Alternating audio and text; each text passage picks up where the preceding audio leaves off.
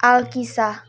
Pada zaman dahulu, di tanah Parahyangan, pada sebuah kerajaan yang dipimpin oleh seorang baginda raja yang ditemani oleh seorang ratu yang hanya memiliki seorang putri. Putri tersebut bernama Dayang Sumbi yang terkenal dengan kecantikan dan juga kecerdasannya. Namun, ia juga terkenal dengan sifat manjanya. Di suatu pagi pada saat Dayang Sumbi sedang menenun, ia merasa tak enak badan. Selanjutnya, ia secara tidak sengaja menjatuhkan pintalan benangnya ke lantai berkali-kali. Ya ampun, pintalan benang itu lagi-lagi terjatuh. Apabila ada seseorang yang mengambilkan pintalan yang jatuh itu kepada aku, apabila ia seorang laki-laki, akan dijadikan ia sebagai suamiku. Apabila ia seorang perempuan, akan dijadikan ia sebagai saudariku. Beberapa saat setelah kata-kata perjanjian tersebut diikrarkan, tiba-tiba datanglah seekor anjing yang sakti bernama Tumang. Ini milikmu, Tuan Putri. Kenapa malah anjing ini yang mengambilkan benangku? Artinya, suka tidak suka, aku harus menjadikan anjing ini sebagai suamiku. Selanjutnya, Dayang Sumbi dan seekor anjing yang bernama Tumang hidup berbahagia dalam mahligai rumah tangga. Dalam rumah tangga mereka, Dayang Sumbi dan Tumang dikaruniai seorang anak laki yang gagah dan tampan. Anak tersebut tumbuh dan berkembang layaknya seperti seorang anak laki-laki pada umumnya.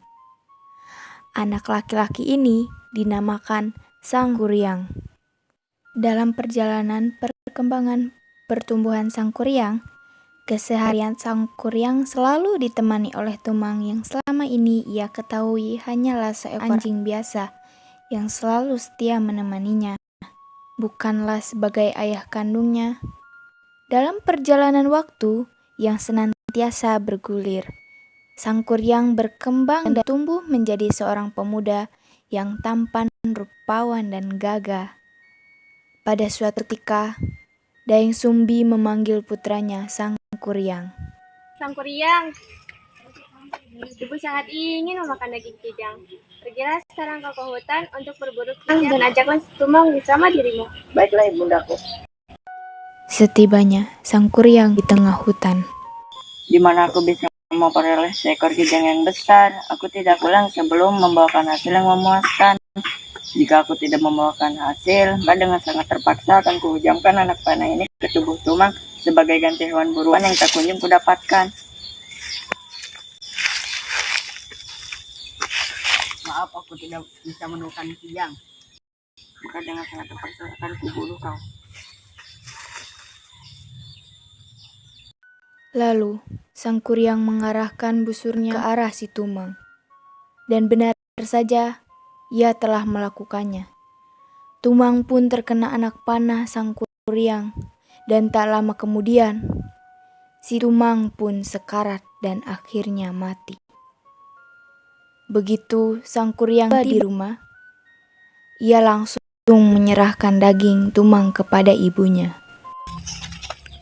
Ibunda, ini adalah daging kijang yang besar hasil buruanku. Terima kasih anak, kau sangat piawai sekali dalam berburu kijang. Inilah dagingnya sudah matang. Terima kasih, ibunda. Dimakan anakku. Baiklah, ibundaku. Beberapa saat setelah makan selesai, Dayang Sumbi teringat akan si Tumang. Di mana ya si Tumang? Kenapa ia belum pulang juga? Sangkuriang, kemarilah nak. Iya, bunda, ada pegerangan.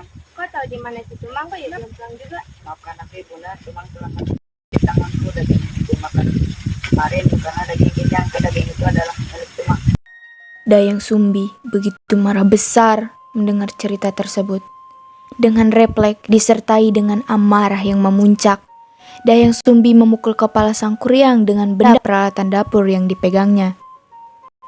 Sangkuriang terluka cukup parah bagian kepalanya. Apa kau bilang? Jadi daging yang kau berikan pada ibumu kemarin adalah daging si Tumang? Benar sekali, bunda. Dasar anak tidak tahu diri. Pergilah kamu dari rumah ini. Beberapa tahun berlalu. Sang Kuryang yang telah mengembara ke seluruh negeri dan selanjutnya memutuskan untuk kembali ke rumahnya. Sesampainya di rumah, Sang Kuryang sangat heran melihat banyak perubahan yang terjadi pada kampungnya.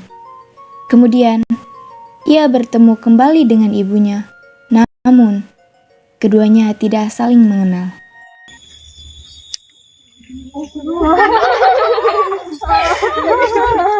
Hai Nona Manis, kau sangat cantik. Aku ingin sekali melamarmu. Maukah kau bersunting untuk menjadi istriku? Yang mana nih? Ayo mas, sama aku aja. Baiklah, aku bersedia untuk menjadi istrimu. Ayo. Suatu ketika, Sang Kuryang meminta tolong untuk merapikan ikat kepalanya. Dan Dayang Sumbi pun mengikuti kemauannya. Dayang Sumbi kaget melihat kepala Sang Kuryang terdapat bekas luka yang amat jelas di kepalanya. Dayang Sumbi, bisakah kau menolongku memasangkan ikat ini? Iya boleh.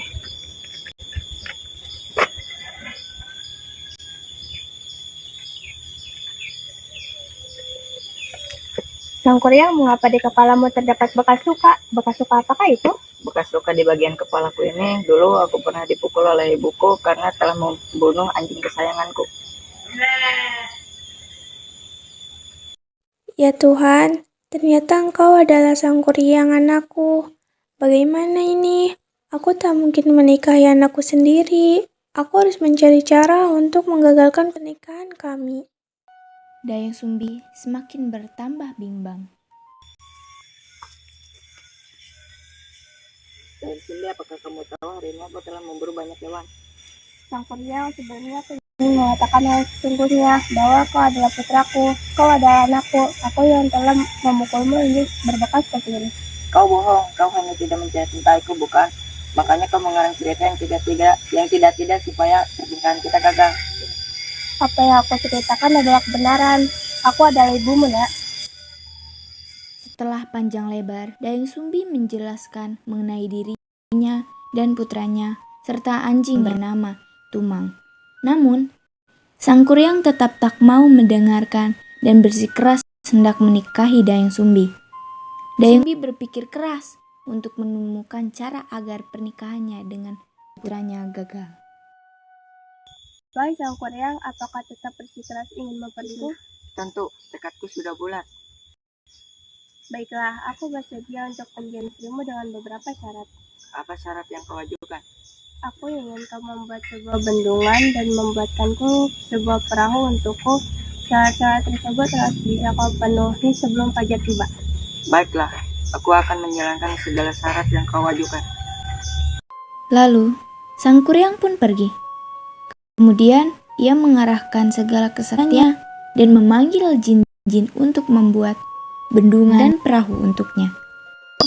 Cek, kedua, di mana kalian wahai jin-jinku? Hadir bos, itu si Jajang yang sembunyi mulu. Enggak, aku mau ikutin si Ujang. Tidak boleh fitnah, dosa tahu. Enggak, aku mah dituduh-tuduh mulu. Udah, kalian jangan ribut terus. Tuh kan. Kita ini punya project. Project apaan tuh? Punya project ini. Kalau ngomong tuh yang bener bos, ngang mae. Jadi kita ini punya project, kita harus membendung sungai Citarum dan membuat perahu sebelum waktu subuh. Membendung sungai Citarum, perahu, semalam. Diam kalian, pokoknya kita harus ngelakuin yang Dayang Sumbi mau.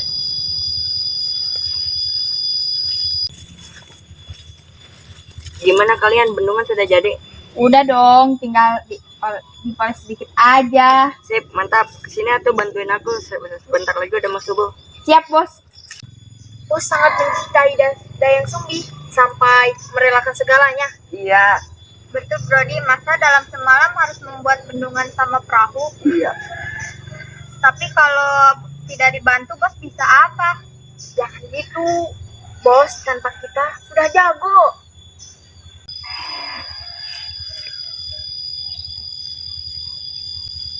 Ketika pekerjaan Sang Kuryang tengah berlangsung, Dayang Sumbi menggunakan tipu muslihat, yakni dengan membangunkan ibu-ibu untuk menumbuk pertanda fajar telah tiba. Guys, gawat. Ada apa? Si Sang Kuryang udah hampir selesai memenuhi syarat yang aku berikan. Gawat, bagaimana ini? Gimana kalau kita membuat suasana menjadi 1.000 hari? Supaya jin-jin yang membantu Sang Kuryang pergi. Boleh. Ayo.